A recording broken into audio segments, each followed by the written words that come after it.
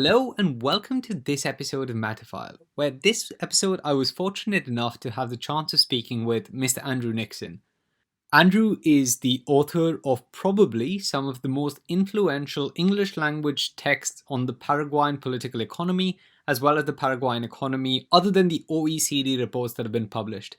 The conversation itself is incredibly informative and covers a wide range of subjects, including the informal and illicit sectors in Paraguay, the political inertia that prevents structural economic change and economic development, Paraguay's relationship with Brazil, Paraguay's production of soybean exports, as well as media conglomerates in Paraguay. We discuss in slight amounts of detail the structural reforms that are necessary to help the Paraguayan economy grow and the role of the Itaipu Dam and hydroelectricity in helping the Paraguayan economy develop and grow. Here's the conversation.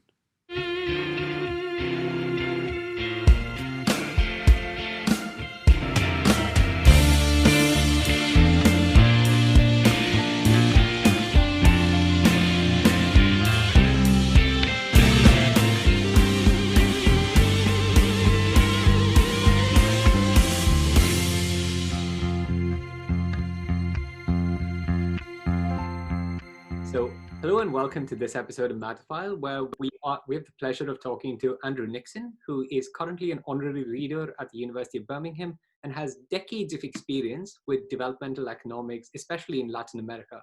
Thank you so much for joining us today, Andrew. Well, thank you very much, Ishaan, for inviting me. It's a pleasure. Perfect. I think I want to start with something that's quite positive in Paraguay's economy, which is that after the Stroessner and after the economic crash in the late 20th century, Paraguay has actually demonstrated sustained economic growth, unlike Argentina. How has it managed to sustain this economic growth, and is it sustainable going into the future? It's true that from about the mid-1990s, and particular after 2005, the economy moved into a higher speed. This faster growth rate, which until the pandemic hit us, was above the Latin American average, has been primarily externally generated. The faster growth is almost totally due to growing demand for Paraguay's agricultural exports, particularly a soybean, but increasingly a range of other cereals such as rice, sesame, and even maize or corn, and also meat exports. That has been what is driving the growth of the Paraguayan economy.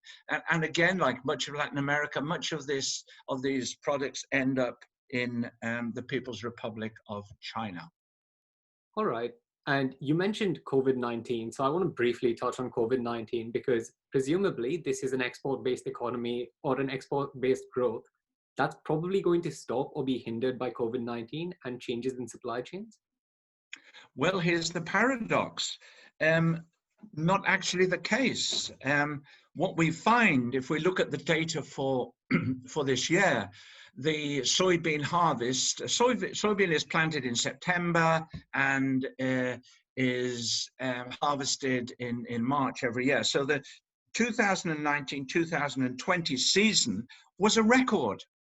Paraguay's soybean harvest was a record 10.3 million tons. It's now the fourth largest, it's a small country, but it's actually the fourth largest exporter of soybean onto the world market. And so soybean exports, although the world price has dropped a little bit, not much, soybean exports this year will be as high as last year and probably a little bit higher. But on top of that, this is the most extraordinary thing, meat exports for the first half of 2020 rose by, in value terms, by 13% above the comparable figure for the first half of 2019. But this is telling us something very interesting and in some ways rather worrying about the long-term development of the country. You have one part of the economy, this commercial agriculture and modern cattle ranching, operating to a large extent separate from the rest of the domestic economy, where still 65% of the population work in what's called the informal sector, living from day to day without any social security whatsoever, trying to make ends meet for their families. So the obvious question then is why is this happening? And the simple answer is that the linkages between this fast-growing, very efficient commercial agricultural sector and the rest of the economy are very small. And they're very small because commercial agriculture is as commercial, for example, as it is in the United Kingdom. In some areas, more modern, more technologically sophisticated. One tractor driver, for example, will harvest 250 hectares in a matter of days. There is very little need for labor. It is highly capital intensive.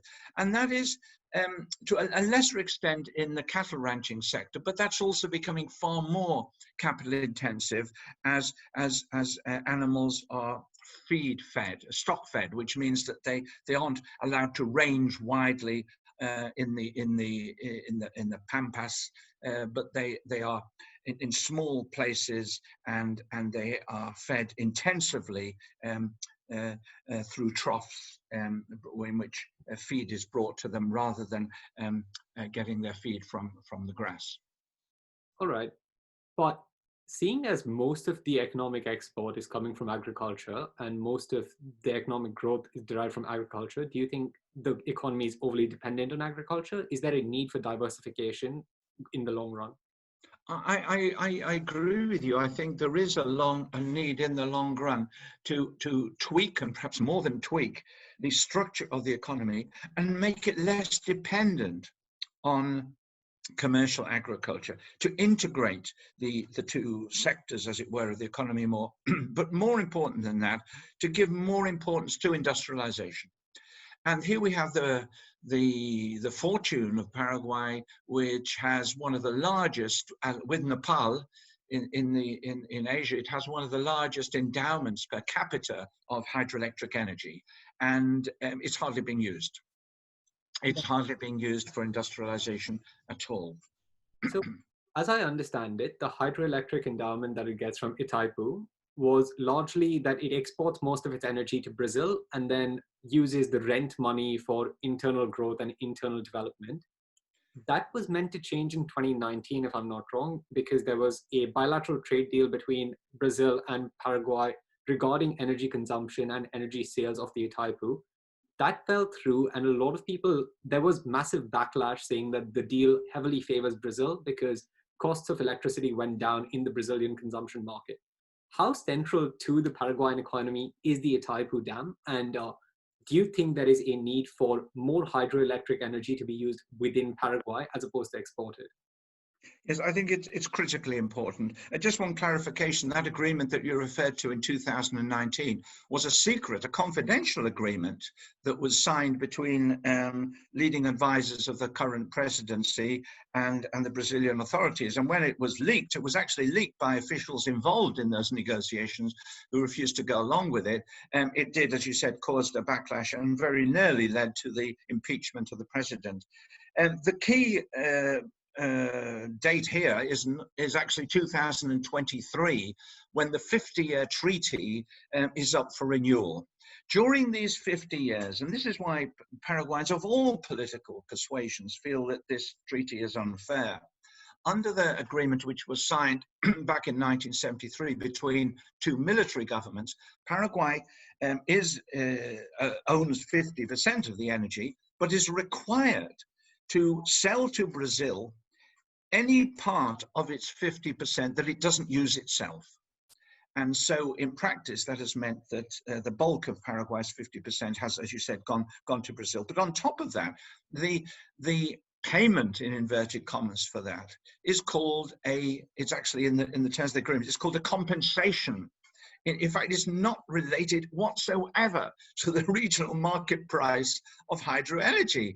And Professor Jeffrey Sachs of Columbia University carried out a study in 2013, which confirmed what Paraguayans have been sort of knowing intuitively for decades, that the price, in inverted commas, that it sells to Brazil was somewhere in the region of 10% of the regional market price. So 2030 is crucially important to get a better deal with Brazil, and particularly to liberate Paraguay from having to sell any surplus from its 50% just to Brazil, to enable it to sell to other countries. Chile wants it, Argentina wants it. There's even a possibility that Bolivia in the future may want it, but at the moment they can't sell it to other countries.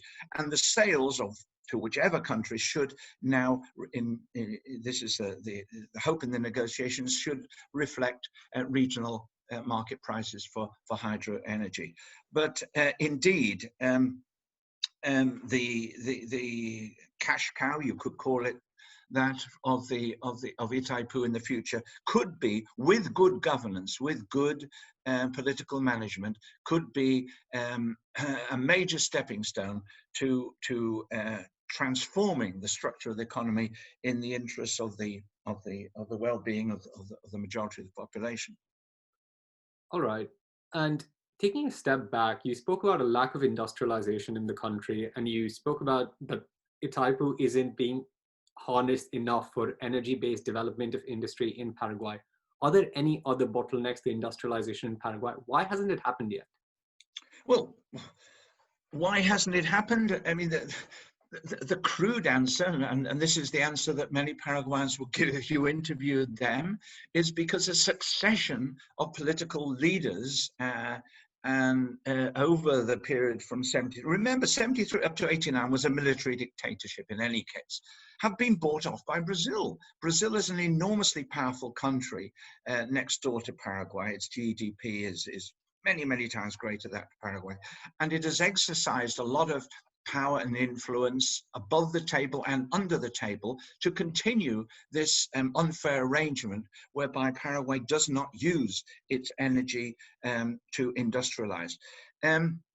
Stepping stones in that direction, as you are asking, clearly what's crucial is to construct a fast high voltage transmission network from the site of the dam, which is on the Brazilian border, to the major urban areas, particularly the capital city of Asunción, about 300 kilometers away. And that is being done. That is being done at the moment. Finally, there is now the technical possibility for industrialization. There are limitations. Paraguay's location in the heart of Latin America, it's not a landlocked country, but it could supply goods, industrial goods, to many countries which are located in the surrounding area. But the major blockage is technical capacity, and there is a desperate need to strengthen skills in engineering, in electricity production and distribution, and this is happening at the moment.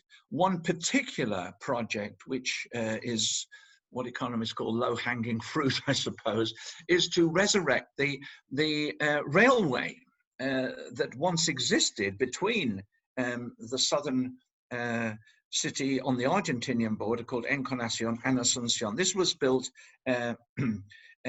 interestingly, in the 1860s. It began to be built during the period of national economic development, as I think you referred to in one of your podcasts, with the use of British railway engineers.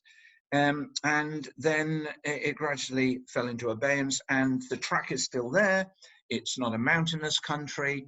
It would be, with the political will, using the hydro energy from Itaipu, it seems to be an obvious candidate for a priority state investment project, which would also raise economic activity in many of the rural areas that the railway passes through. And one hopes that after 2023, after a better deal is sorted out with Brazil, that a project of this kind could get off the ground. Talking about political will and administrative or technical capacity of the state, what is public institutions like in Paraguay today? Because you spoke a bit about this in your paper in 2010 about the political economy of Paraguay, talking about a lack of institutionalization. Has that changed over the past 10 years? Is the current Colorado regime working towards better institutions or better public sector provisions? Unfortunately not. Unfortunately not. A major obstacle to improved public sector management in Paraguay is the culture, the nature of the public administration, which is riven with clientelism and corruption. There is a civil service law on the statute books, and the law itself is quite a good one. It talks about selection by merit, promotion on the basis of regular performance management of staff members, but in practice this doesn't happen. And it is a very poor quality civil service system. But then that links into the nature of politics. And the main reason for that is that the major political party which has dominated the country, more or less with the exception of a 3 or 4 year period from 2008 to 2012, since 1946, the Colorado Party depends for its support primarily on offering jobs to people in the state apparatus. So to break that link and to introduce a proper merit system would mean downplaying this organic link between party and state, which has been the bedrock of the power of the Colorado Party. Probably now, after the demise of the PRI in Mexico, it's certainly one of the oldest political parties in Latin America, formed in 1887, but it's been in power for decades and decades, and is very firmly rooted in the Paraguayan culture. That's another aspect. It will not be easy to change this arrangement, because for most low-educated, poorly educated Paraguayans, that is how politics is understood. That is how they see politics. It's not seen, there is no pressure at the moment for what sociologists call programmatic political parties. There is no demand that parties should at election time say, well, if we vote for us, we will do this and we will do that. It's all based on effective loyalties, colors, parties, songs, the kind of politics that in many countries now political culture is being questioned. In much of Latin America, likewise, but not in Paraguay. Interesting. Is the private sector providing any competition to an underdeveloped public sector? Because Paraguay has historically been an incredibly open Latin American country to foreign trade and investment. Is there a growing private sector? Is there growing industry in private sector? And has that provided any competition for even labor employment to the government and to government state apparatus? Well, it has. It's certainly true that the private sector is flourishing, but the private sector, the bulk of the private sector, is linked in one way or another, directly or indirectly, to this particular style of development that I talked about earlier, the overemphasis on the export of unprocessed agricultural goods. Where you have seen some private sector investment has been in the gradual move towards some semi-processing of agricultural products and meat products before they go onto the world market. There's also been quite a growth in the construction sector, and in the retail sector, dramatic growth in supermarkets. But the limitations to this industrial growth for the domestic market are the inequality in income distribution. Paraguay, during this period of rapid externally generated growth, has become it was already a very unequal society. It's become, the distribution of income and wealth has become even more unequal than it was back at the beginning of this century. So there are limitations to that private sector involvement. We should mention, by the way, it's important to mention that there is a flourishing illicit private sector, a very powerful illicit private sector, as Paraguay has become integrated into the transit routes for narcotics smuggling, coming mainly from the Andean countries through Paraguay and then onwards either to Brazil or Argentina to supply the domestic markets, but also to supply global markets, particularly in Europe. Paraguay is on the transit routes for cocaine smuggling in a big way, but also is itself a major producer of marijuana. Most of the marijuana produced in Paraguay does not enter the global market. It is sold in Brazil, in the large cities of Brazil, Argentina, and Chile. But this is very, very big business. Allied to that, in a way, is the smuggling activity that goes on around the Brazilian border in a whole range of goods.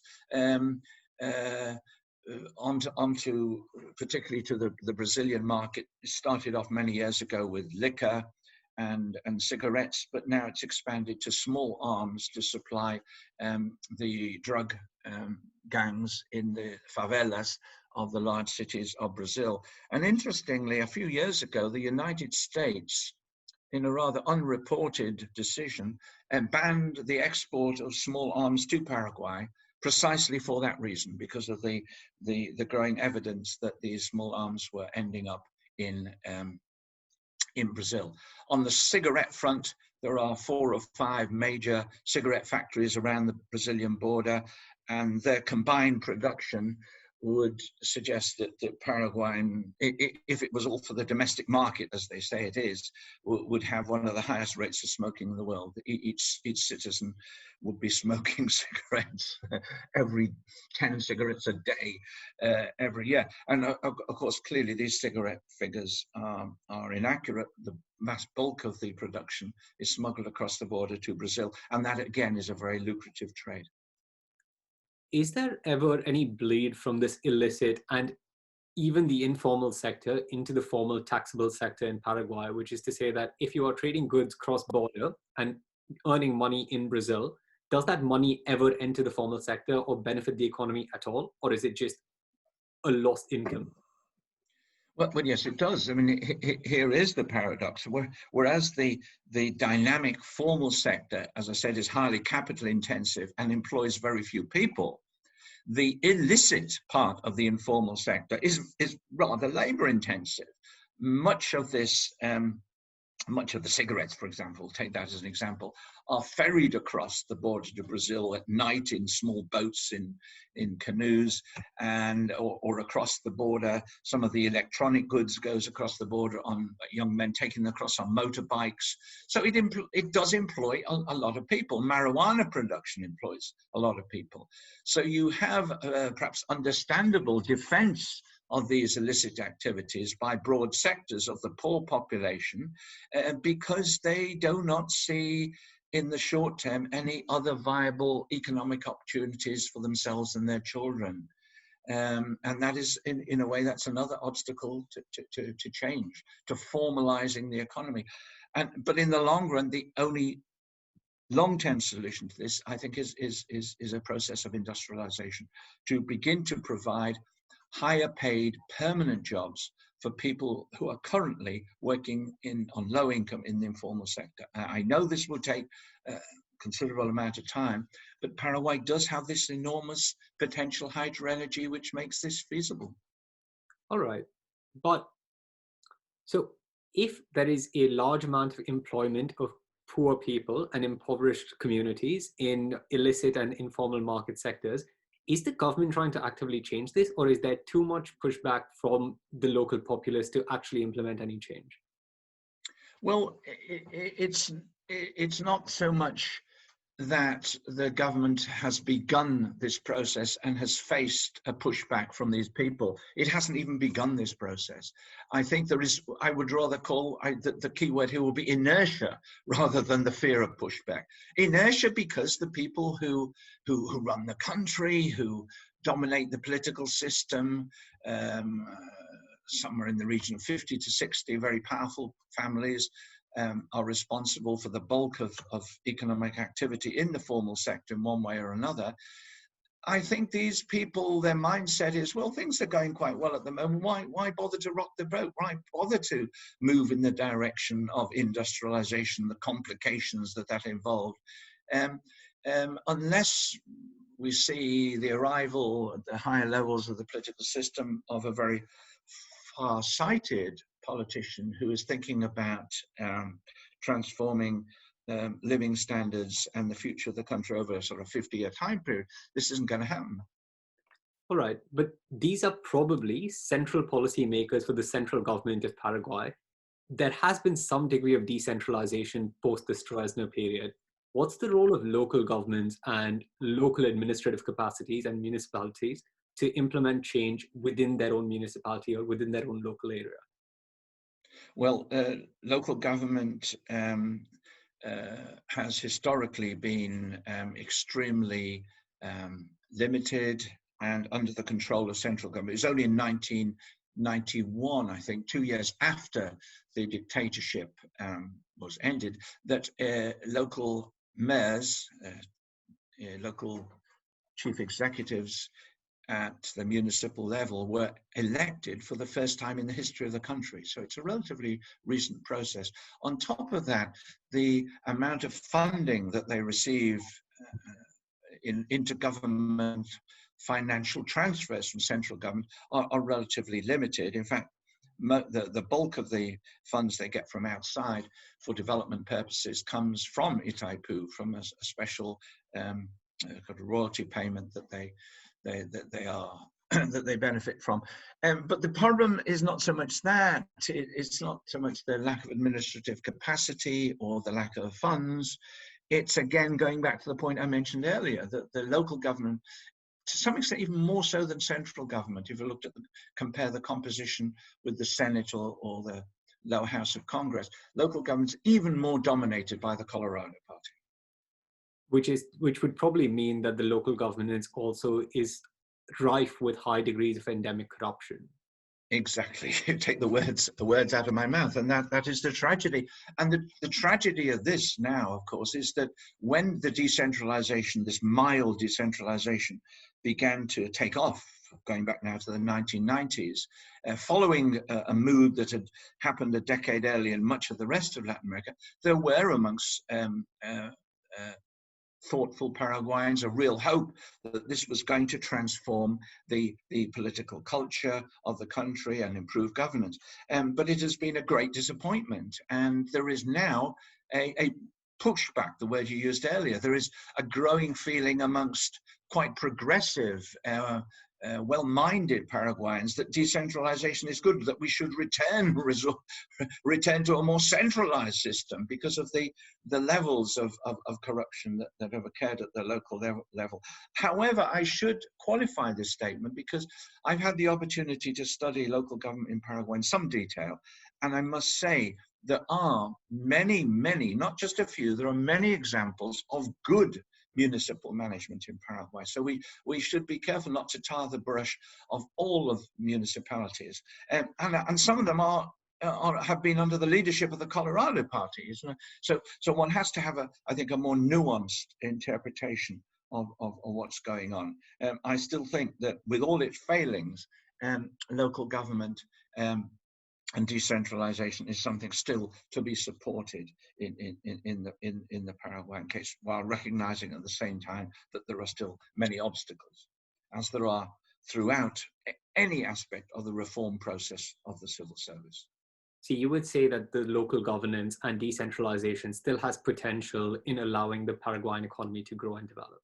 I do think so. Yes, I do think that Paraguay has, following the lead of Brazil and many other countries around the world, it instituted a conditional cash transfer program, CCT program, for the alleviation of extreme poverty, a program that's now become common in many countries around the world, highly supported by the UN agencies in the early years, whereby families, and it's always the female head of household, receives a small amount, $50, $60 a month, in exchange for a commitment that the children will go to school, that they will have that their vaccination record will be up to date, and in some cases that they will attend classes in basic hygiene and handicraft manufacture. And why I'm mentioning this is because that local governments are involved in this. They're involved in the selection of beneficiaries. Now, one might have thought that given the political culture of corruption of the Colorado Party, this would be, a free-for-all for the local Colorado leaders in the 260 or so municipalities in the country to ensure that only their families, their supporters, their party members benefited. But I have been struck by the fact that in practice, the selection process has been fairly equitable. And there, of course, have been abuses, but it hasn't been a massive abuse of this power. And it could well have been, because civil society is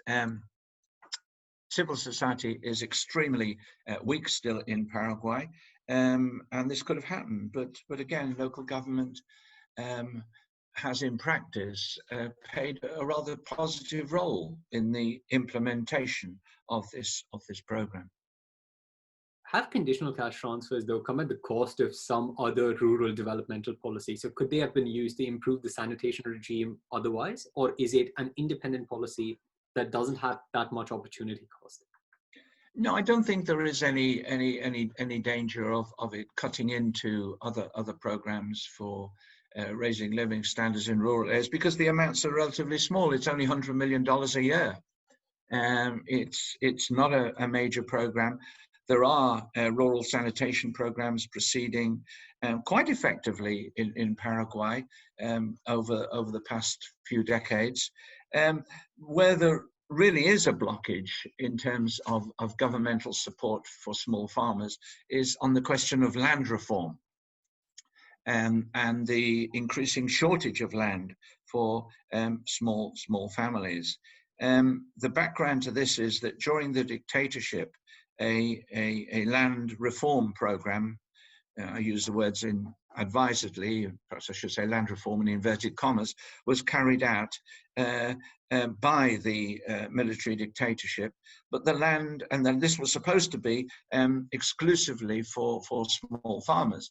But in practice, the vast bulk of the over 10 million hectares of land that was distributed went to military leaders, political support, senior political supporters of the government, and foreign buyers at very, very low rates, way below the market rate for the land. And this land, much of this land, was subsequently resold to Brazilian land speculators, who in turn sold this land to Brazilian farmers who moved across the border to produce soybean in Paraguay.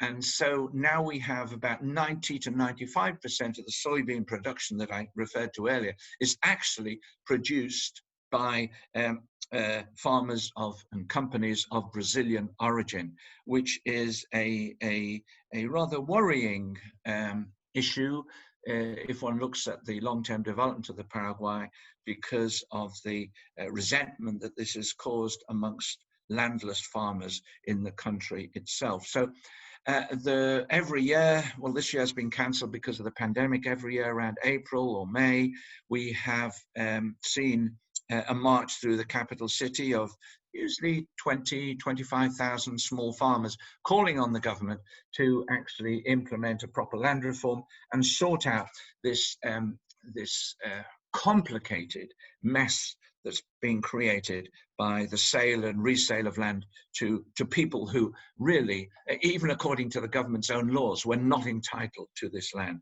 But it still hasn't happened. It still hasn't happened.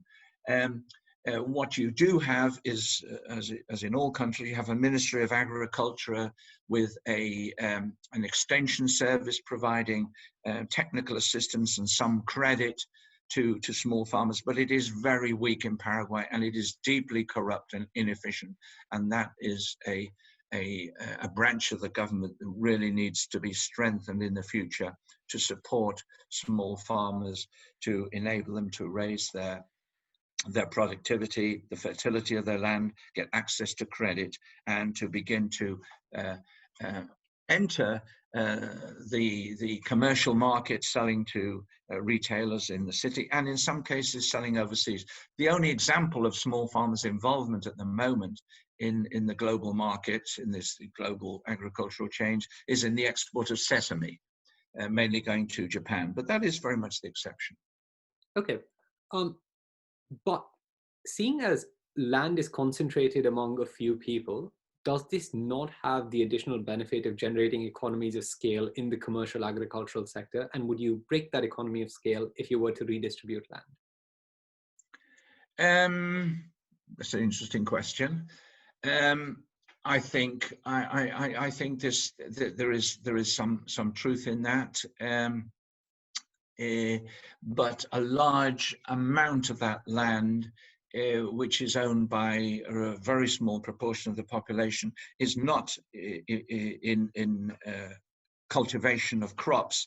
It's in still rather extensive cattle ranching, and the pressure from small farmers who invade land to recoup land, as they see it, has been primarily invading land which is owned by cattle ranchers, land which is not being used very productively. As cattle ranching moves, as I mentioned earlier, to this feedstock method, the actual amount of land that's needed for rearing intensively cattle for the global market is less, and that would release land for small farmers. There have been some invasions of land which is used for soybean production, but these invasions have been primarily generated by disquiet over lax environmental regulations and the use of illegal pesticides by small and crop spraying, which has damaged the health of communities living adjacent to Brazilian-owned soybean plantations. So there is an element of truth in this argument, but I think even so, there are numbers of small farmers who are crying out for land and have been doing so for the past couple of decades is relatively small and could easily be accommodated by a redistribution of some of this land which had been illegally sold to foreign buyers. Yep, agreed. I do think like the inequality in land distribution is awful in Paraguay. But is there any other way to fix or address the large amounts of wealth and income inequality in Paraguay? Well, one way would be to begin to tax properly the 5 or at the very most 10% of the population who control over 80% of the land, and whose living standards are those comparable to what you would class upper middle class families in Western Europe. And that could be done through income tax. Income tax was finally introduced in around 2005, but the level of deductions are so, in one sense, so hilarious that the amount that's collected by income tax is still very small. Income tax, the latest figures suggested, it still only accounts for about 2% of the tax take of the Paraguayan government, of which over 2/3 is still coming from indirect taxation, particularly from VAT. Why is the tax take from income tax, which is trying to raise money from those at the top of the income profile, why is it so ineffective? Because the deductions include such things as overseas travel, purchase of vehicles, educational expenses for children overseas, medical expenses. In other words, the deductions are for virtually any expenditure in supermarkets, any expenditure that people liable for income tax that make can be, as long as they keep the receipts, can be deducted against their income tax liability. This is even assuming that they actually declare an accurate estimate of their gross income, which I suspect many of them will not do. But let's assume they do that. The deductions are so enormous, so wide-ranging, that in practice, the latest figures from the Ministry of Finance Tax Department show that in 2018, only 50% of those people, and by the way, there are only 200,000 people registered for income tax, only half of them had actually paid any income tax whatsoever, because for the other half, the deductions outweighed their liability for income tax. And as I mentioned a few minutes ago, of the 100,000 or so who did pay some tax, it must have been very small, because income tax is no more than 2% of total tax receipts. So there is an enormous push that could be made in that field. But again, one has to bear in mind the political culture of the country. Yep. When noises are made in this direction, and to be fair, in the press, particularly in the past year, in the past 6 months, because of the pandemic, there have been a number of surprising editorials calling for a greater tax pressure on those who can better afford to contribute to overcoming the pandemic. The response has been almost hysterical. If we increase income tax, it's going to endanger the economic development of the country. People aren't going to work hard. It's going to bring the economy to its knees. All these kind of vitriolic and extreme statements coming from those who currently pay minimal amounts of income tax. And on top of that, a very subtle and rather nasty campaign, which took place when an earlier attempt was made to raise tax through reducing deductions. There was a campaign, almost a very subtle campaign in the media, suggesting that ordinary people, poorer people, middle class and poorer people, would also be subject to income tax, which of course was never the intention, and would not be meaningful in any way, because the administrative costs of collecting income tax from the bulk of the Paraguayan population would outweigh the amount of money that could be collected from those people. But again, it created a kind of psychosis outside the elite that income tax was something bad. So moving in this direction is not as easy as it sounds. I'm slightly confused though, because if all your expenditure virtually is tax deductible, what does that mean for savings in the country and the financial sector in the country? Well, things let's take an example of an elite member who saves money in the bank, in often overseas. Those savings are themselves not eligible for taxation. There are no taxation on those savings, as there would be for example, in the United Kingdom or most OECD countries. So this is quite separate. Those an elite member can continue to save, and the financial sector can continue to operate normally at the same time as you have these extensive deductions for income tax. The two things in that sense are not incompatible. Okay. Did that answer the question?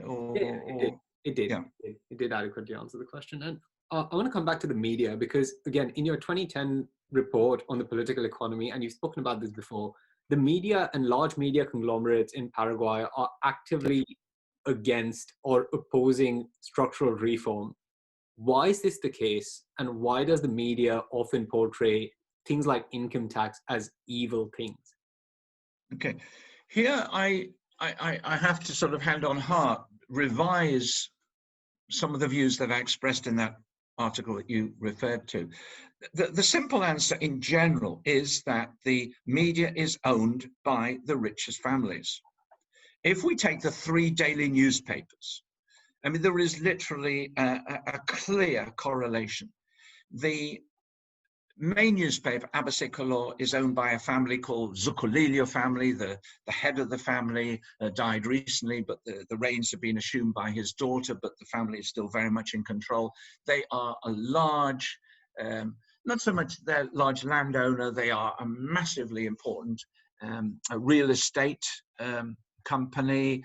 They are involved in a whole range of other activities, supermarkets in particular in the country. The second newspaper, Ultima Hora, owned by a family called Viesi, is one of the main, is probably the largest company distributing imported goods in the country. So all white goods, electronic goods, imported foodstuffs, sophisticated foods, items from all over the world.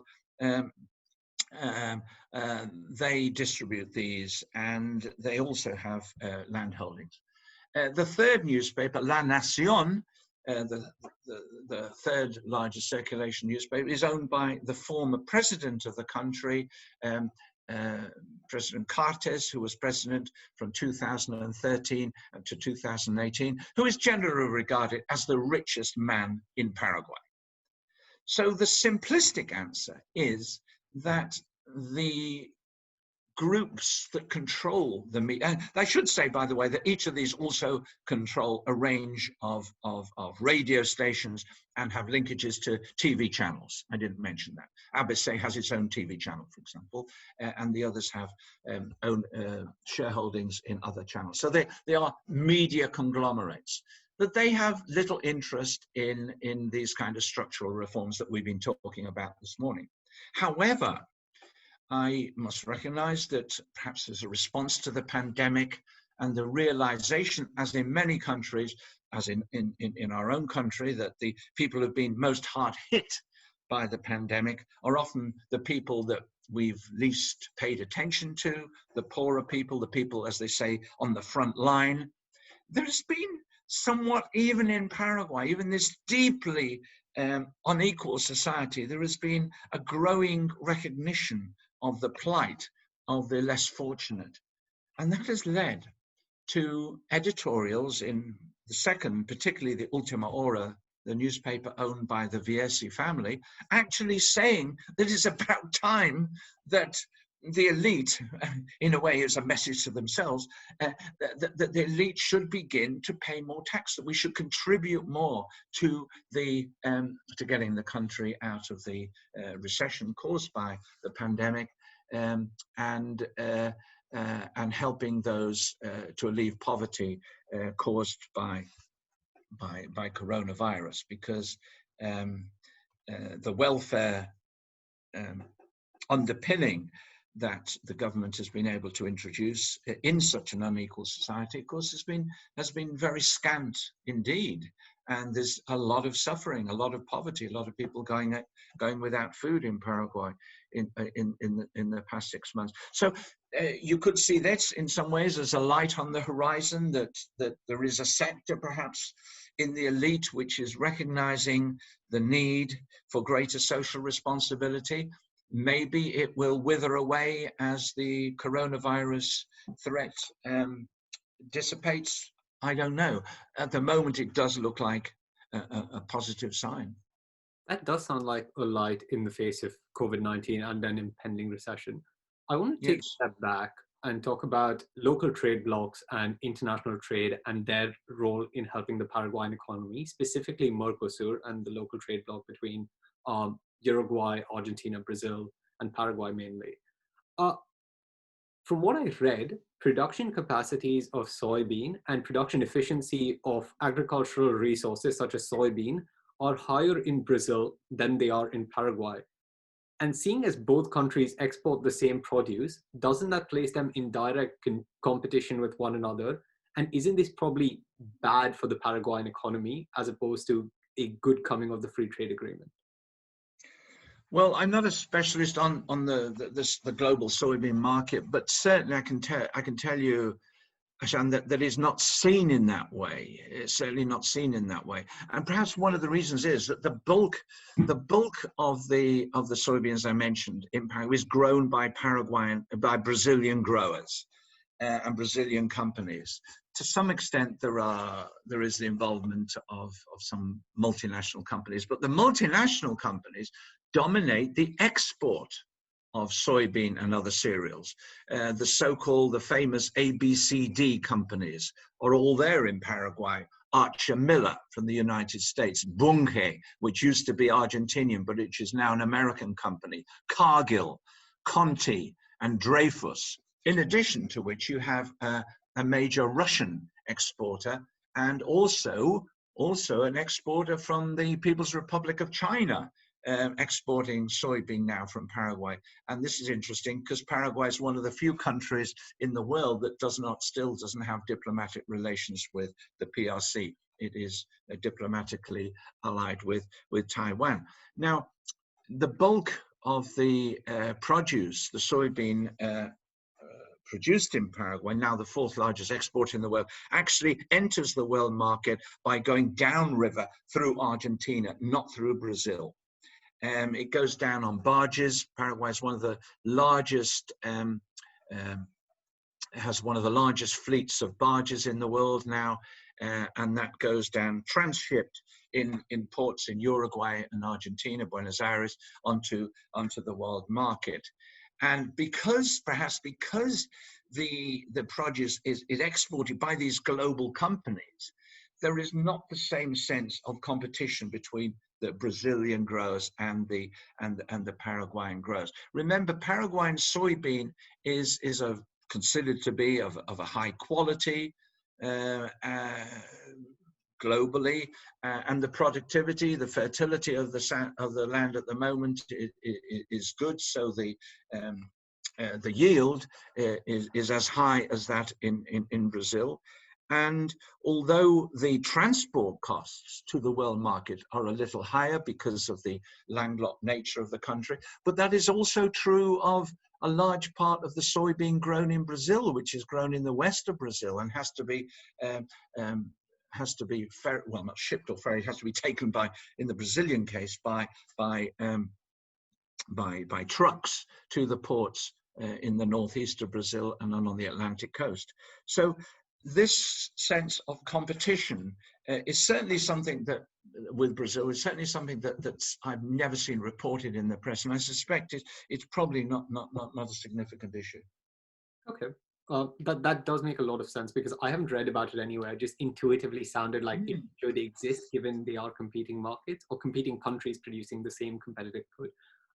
We've spoken a bit about foreign direct investment. I want to talk a bit about international organizations, especially the IMF and the World Bank in development in Paraguay, because I know the IMF helped Paraguay after their financial crash in 95 and 97. Do they still have a role in providing aid to the country in developmental payments or in infrastructure projects? And what is the role of developmental banks in particular in helping Paraguay's infrastructure develop and grow? Yes, they do have a significant role. First, let's take the IMF. As you said, the IMF did contribute to overcoming the financial crisis of the mid-1990s. And the main support that it's given in that respect, apart from emergency loans to help the country overcome a debt overhang, has been to help with reform of banking legislation and to tighten up laws on banks to avoid the common practice that occurred in the past, much less so now, of banks lending under the table to some extent, lending to their own owners and avoiding proper checks on the use of funds. And that led to high bad debt rates and eventually to collapse of several banks. And it's when the IMF came in and helped with these kind of almost legal reforms, but not just the legal reforms, the implementation, strengthening the powers of the central bank to monitor levels of indebtedness by the banking system. I think that's been the major contribution. As far as I know, as a result of the pandemic, Paraguay has had access to emergency finance, as many countries have from the IMF. But apart from that, over the past decade, borrowing from the IMF has been minimal. on the World Bank, but Paraguay's had a rather checkered history with the World Bank. During certain periods, during part of the dictatorship, corruption levels on World Bank loans, particularly on World Bank loans, were so high that the World Bank pulled back and froze its lending program to Paraguay for a number of years. It is still there. It's not a particularly major player because of a lot of World Bank conditionality now to make sure that the lending is such as to benefit predominantly sectors excluded from normal lending opportunities, has meant that the complexity of signing agreement with the World Bank is much greater than it is with other lending organizations, particularly the Inter-American Development Bank, which lends more money to Paraguay over the past decade or so than has the World Bank. It's another regional development bank, but particularly the Inter-American Development Bank lending has gone into lending for physical infrastructure, for road building in particular, building bridges and roads. And because Paraguay's one bad legacy of the dictatorship has been a very limited road network, highway network. And so that is being addressed now. And certainly the physical integration of the country is proceeding much more rapidly now, thanks to a number of these loans coming from the Inter-American Development Bank and the Andean Development Corporation as well. And some money also coming through a small regional development offshoot that the Mercosur has set up itself, but that's pretty small. But most of the financing now, as we speak, that is coming to keep the investment program, the state investment program going, is coming from borrowing, overseas issue of bonds, which is causing some disquiet in certain quarters amongst Paraguayan economists, that the borrowing is at is too fast a rate. And the criticism there is we are borrowing too much because we are not raising enough domestically through improving the tax pressure, through reforms of income tax, as we talked about earlier, and clamping down on the evasion of value-added tax and the evasion of company taxation. So it is a mix. So in a nutshell, I would say the IMF has been important in the past, and is still important also in pressing for reform of income tax. This is the extraordinary paradox, is that the IMF is often seen by the elite, which is opposed to income tax reform, as a sort of a questionable organization. In most parts of the world, the IMF is decried as a sort of symbol, or many parts of the world, as a symbol of global imperialism and telling countries what to do. Whereas in Paraguay, the elite is so far to the right of the political spectrum that the IMF is seen as an unduly progressive body, forcing its reforms in terms of greater taxation on an unwilling country. All right.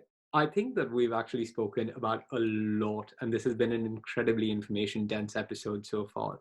Could you summarize what, in your mind, are the main obstacles for development in Paraguay, and what are the biggest drivers for change in Paraguay?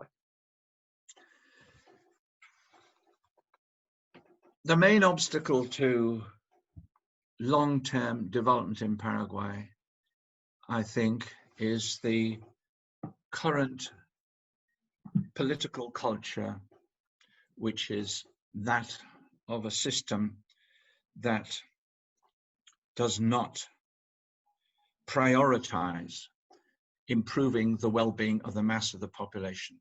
The political elite who have dominated the country now for decades and decades are not acting in the general interest of the broad population.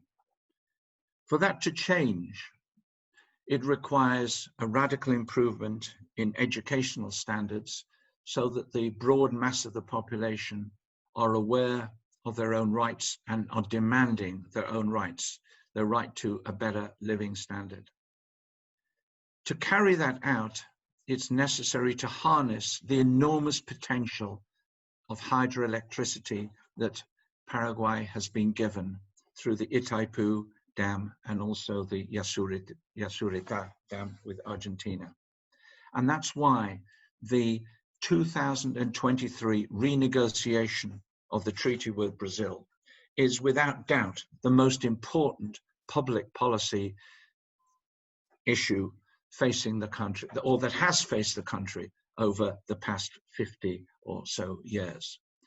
It is crucially important that Paraguay drives a hard bargain and gets the right to determine its own utilization of its share of the hydro energy, and also that a political leadership is prepared to use that right for the benefit of the broad mass of the population.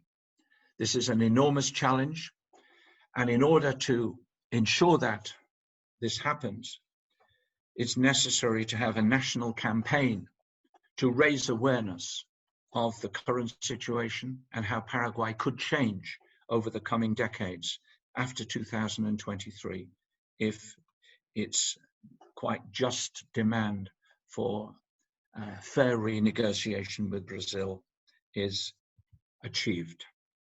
Just one final question. Do you have any book recommendations or recommendations of journal articles that someone can access if they want to better understand the economic and developmental situation of Paraguay today?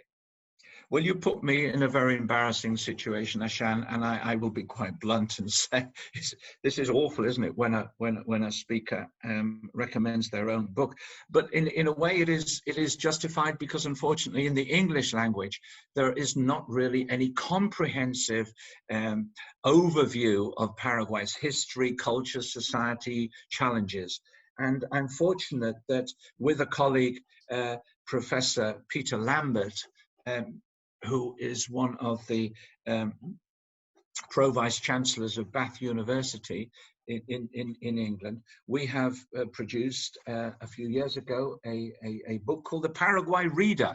And it is a reader. It's a compendium of over 80 extracts of key articles giving an introduction to the country, very useful for teaching purposes, produced and published by Duke University Press, the Paraguay Reader. And I would, that was in 2013. I would recommend that to your listeners, frankly.